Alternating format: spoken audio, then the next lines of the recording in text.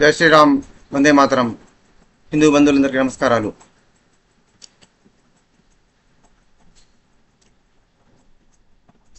తిరుమల ఆలయం లోపల సంప్రోక్షణ జరిగింది. అంటే మహాయాగం చేశారు, యజ్ఞం చేశారు. తిరుమల లోపల నిన్న చాలామంది టీవీలలో చూసి ఉంటారు. ఆ యొక్క అది కాగడ అంటారు దాన్ని. విపరీతంగా భయంకరంగా కాలిపోయింది. అది భయంకరంగా విపరీతంగా అగ్ని కాలి అది మొత్తము తర్వాత దాన్ని ఆపి ఆలయం ముందు దాన్ని మొత్తం నెల మీద బాది దాన్ని ఆర్పేశారు. వాళ్ళు సింబాలిక్గా ఏం చెప్పారంటే, అంటే ఆ యొక్క పాపానంతా కూడా స్వామి అగ్నితోని భస్మం చేసిండు. అది మనకు ఆయన కరుణించి మన అపారమైనటువంటి వాత్సల్యాన్ని కారుణ్యాన్ని చూపించి మనం క్షమించారు. మనం తెలియకుండా మన పాపం లేదు అందులో. మనం తెలియకుండా ఆ దుర్మార్గులు మనతో బీఫ్ తెప్పించారు. ఇంకా ఇంకా రకరకాల ఫిష్ ఆయిల్ అని, ఇంకేదో ఫ్యాట్స్ అని, పోర్క్ అని, పంది పోర్క్ అనేది, ఇవన్నీ కూడా అవన్నీ చేసి మహాపాపం ఒడిగట్టారు వాళ్ళు. అంటే వాడు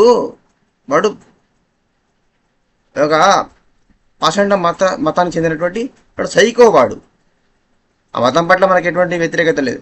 కానీ ఆ నీచుడు వాడు పరమ దుర్మార్గుడు. వాడికి ఈ మతద్వేషము, ఈ ధర్మద్వేషం అనేది, వాడికి మత పిచ్చ అనేది, డబ్బు పిచ్చ అనేది మనకి వాళ్ళ నాన్నగారి నుంచి వచ్చింది. వాళ్ళ అయ్య సీఎం ఉన్నప్పుడే వాడు భయంకరంగా కోటానుకుంటూ దోచుకున్నాడు.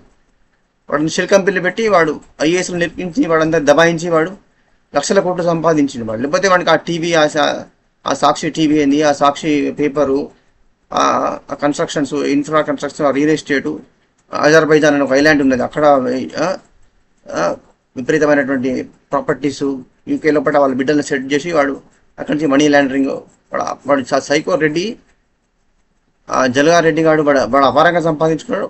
సరే వాడు శ్రీవాణి ట్రస్ట్ కిందనే వాడు బ్లాక్ టికెట్ల మీదనే వాడు రోజు ₹1,00,000 పైన సంపాదించిండని అంచనా. ఇప్పుడు ఒక టికెట్ ₹10,000 చుట్టూ అమ్మినాడండి. బ్లాక్ టికెట్ 1000 టికెట్లు 10,000 ఇంటూ 10,000 ₹1,00,000 అయితేనే ఉండే. ఇట్లా 5 ఏళ్ళు అన్నమాట. అంటే బాగానే సంపాదించుకున్నారు కదా. మళ్ళీ దేవస్థానం డబ్బులు తినలేదా? ఇంకేమేమి నగలు, ఇయ్యలు, ప్రాపర్టీ, స్వామికి ఇచ్చిన కానుకలు ఎన్ని తిన్నారో మనకి ఏమరక. ఇప్పుడు దీంట్లో కమిషన్లు ఎంత తిన్నాడు వాడికి?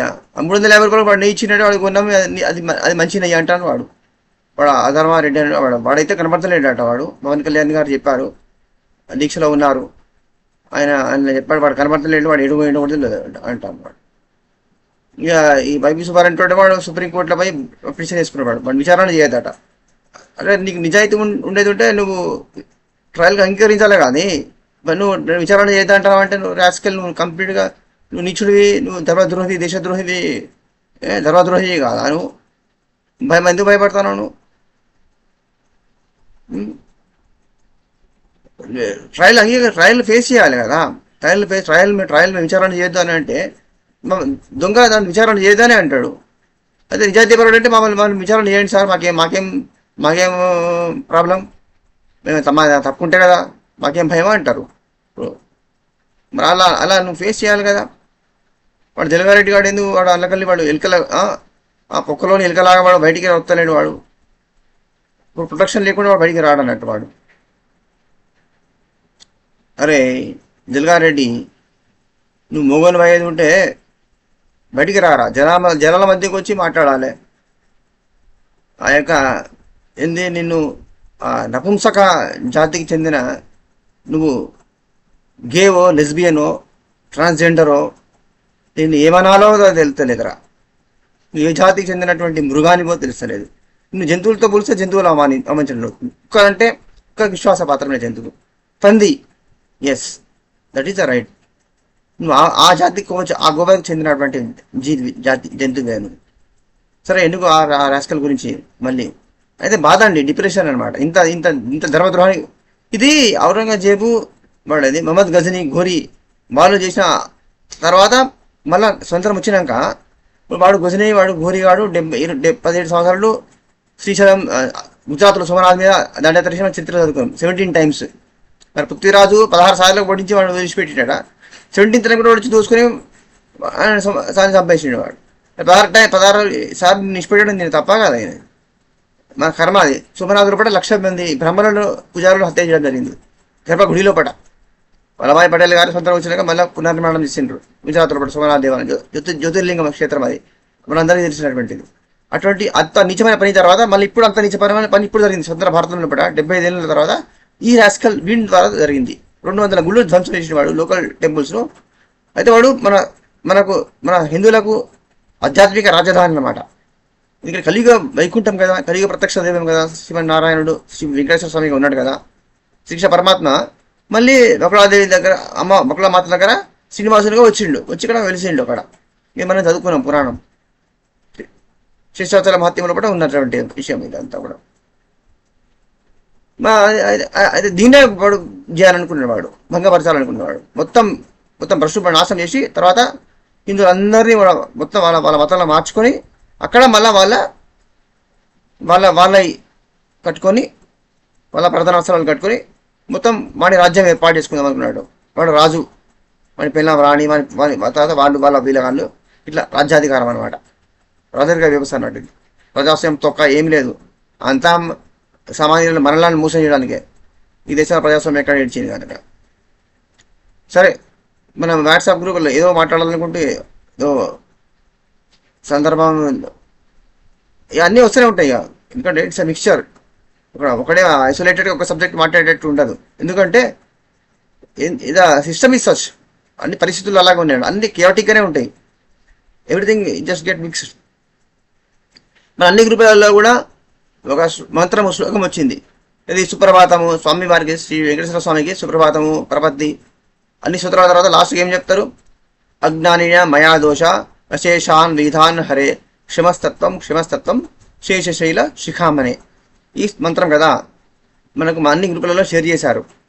దాన్ని ఒక మిత్రుడు ఏంటంటే ఇది చాలామంది తెలిసినటువంటిదే. ఇది ఈ శ్లోకం అర్థం తెలియని వాళ్ళు కూడా కొంతమంది ఉండవచ్చు. ఎందుకైనా మంచిది ఇది అర్థం కూడా చెప్పమని నాకు చెప్పారు. అంటే స్వామి శ్రీనివాస, మేము తెలియక రోజు మా జీవితంలో అనేక తప్పులు చేస్తుంటాం. అనేక తప్పులు చేస్తుంటాం మేము, 1-2 కాదు. తెలిసి చేసినవి కొన్ని ఉంటాయి, తెలియక చేసినవి ఉంటాయి, కొన్ని పొరపాట్ల వల్ల జరిగిన తప్పులు ఉంటాయి. అన్నిటి కూడా క్షమస్తత్వం, అన్నిటి కూడా క్షమించండి స్వామి. శిశశైల శిఖరం మీద కొండ మీద ఉన్నటువంటి కొలువై ఉన్నటువంటి శిఖామణి మీరు అని మనము ఆయన కీర్తన చేస్తున్నాం అనమాట. లాస్ట్కి మనము ఆయన క్షమాపణ చెప్పుకొని మీరు కరుణ చూపెట్టి మీరు మాకు తల్లి తండ్రి కూడా పద్మావతి అమ్మవారు, మాకు శ్రీ మహాలక్ష్మి మా తల్లి, మీరు మా తండ్రి కాబట్టి మా మీద దయ చూపెట్టి మమ్మల్ని క్షమించి మమ్మల్ని ఆశీర్వదించండి, మిమ్మల్ని కాపాడండి, మిమ్మల్ని ఎప్పటి చల్లగా చూడండి అని ప్రార్థన చేయడం అనమాట ఈ మంత్రం అర్థము. అందరు కూడా దయచేసి ఈ మంత్రాన్ని రోజు చదువుకోండి. మనకు వాడు ఘోరమైన ద్రోహం చేసిండు.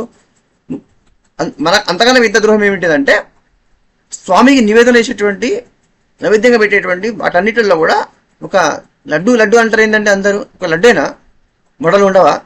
స్వామికి వడలు చేస్తారా లేదా? అలా నూనెలు వాడిన ఆ నూనెలు ఏంటి? ఇవి కదా ఫ్యాట్ కలిపిన వాడదా? Fish oil వాడలేదా? అందులో కూడా అన్నం ఉన్నప్పుడు కూరలు సాంబార్లో పట్ట నూనెలు వేయలేదా? కూరలు ఉన్నప్పుడు పప్పులు కీరులు అన్ని వంకాయ బీరకాయ ఏ కూర వండినా కూడా అలా నూనె ఉంటుందా లేదా? ఆ నూనెలు ఏమి నూనెలు వాడినరు? ఆ నూనెలే వాడినరు. వాడు ధ్వంసం, వాడు మనం భ్రష్టు పట్టించాలి. వాడు కావాలని సాడిస్ట్ కదా, వాడు సైకో కదా.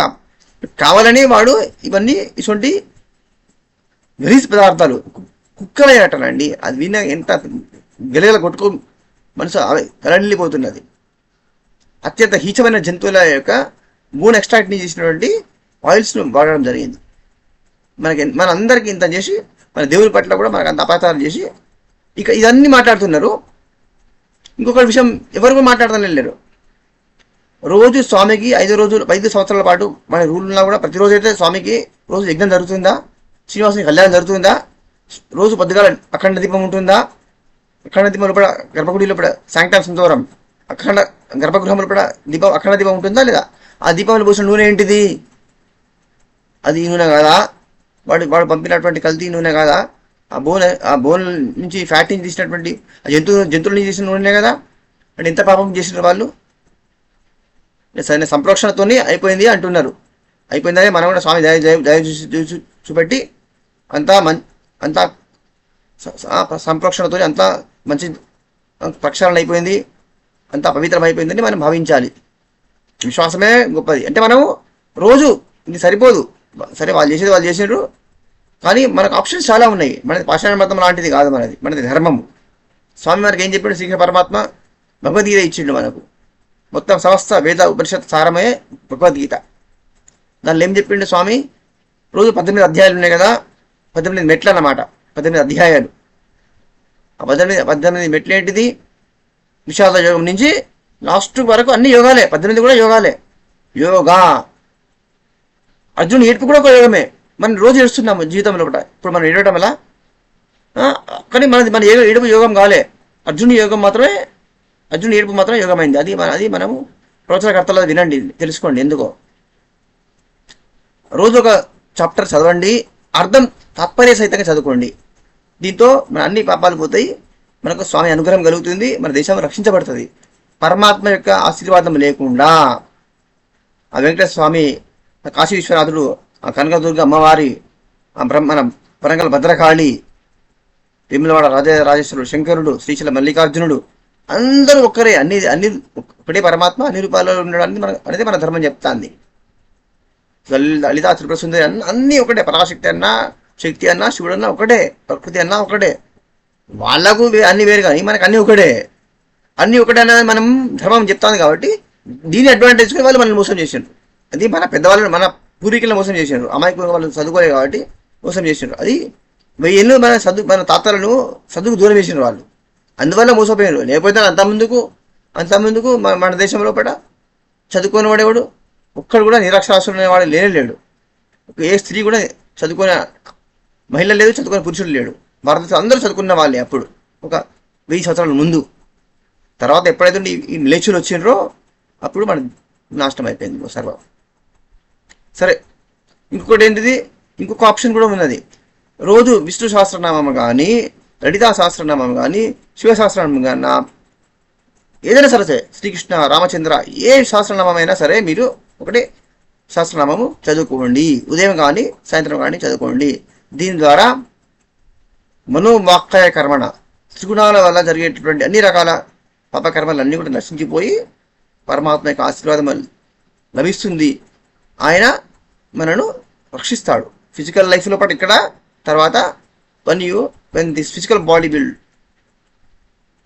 collapse, ఆస్ట్రల్ బాడీతో మనము పరమాత్మనే చేరుకుంటాము అని శ్రీకృష్ణ పరమాత్మ ప్రామిస్ చేసిండు. పరమాత్మ ప్రామిస్ చేసినాక తప్పుతాడా? మనమంటే ఒక మాట చెప్తాము, దాన్ని తప్పుతాము. ఎందుకంటే మాట నిలబెట్టుకునే శక్తి మనకు లేదు, అంత మానసిక బలము మనకు లేదు. కానీ పరమాత్మ తప్పుడనే మాట తప్పుడనేది ఉండదు కదా. కాబట్టి దాన్ని పరమాత్మ యొక్క మాటను మనం విశ్వసించి మనము మంచిగా చదువుకోవాలి. గీతాపారాయణ చేసుకోండి, సహస్రనామ పారాయణ చేసుకోండి. ఆ శ్లోకం అజ్ఞాన్య మహాదోష ఆ శ్లోకమైన చదువుకోండి. ఇంకా ఈజీగా ఉండాలనుకునే వాళ్ళు ఓం నమ శివాయ, ఓం నమ శివాయ 108 సార్లు చదువుకోవచ్చు. ఓం నమో నారాయణ అది 108 చదువుకోవచ్చు. ఓం నమ వెంకటేశ, మీ ఇష్టమైన ఏదైనా చదువుకోండి. మనకు ఆప్షన్స్ లక్షలండి బాబు, 1000 కాదు, 1,00,000 ఆప్షన్స్ ఉన్నాయి మనకు మన సనాతన ధర్మంలో కూడా. ఇది మొత్తం ధర్మమే. కర్మయోగము, జ్ఞానయోగము, భక్తి యోగము, అనేక యోగాలు ఉన్నాయి.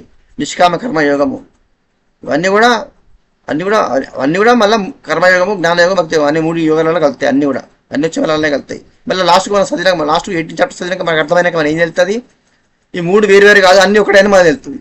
లాస్ట్కు అన్నీ ఒక్కటే అనేదే మన వేదము, మన ఉపనిషత్తులు, మన గీత చెప్పుతున్నది. సో ధర్మాన్ని తెలుసుకుందాం, ధర్మాన్ని ఆచరిద్దాం, ధర్మాన్ని ప్రచారం చేద్దాం, మన తోటి సోదరులకు ధర్మాన్ని పంచుదాం. ధర్మో రక్షతే రక్షితః. జయ శ్రీరామ్, వందే మాతరం. Please share and subscribe.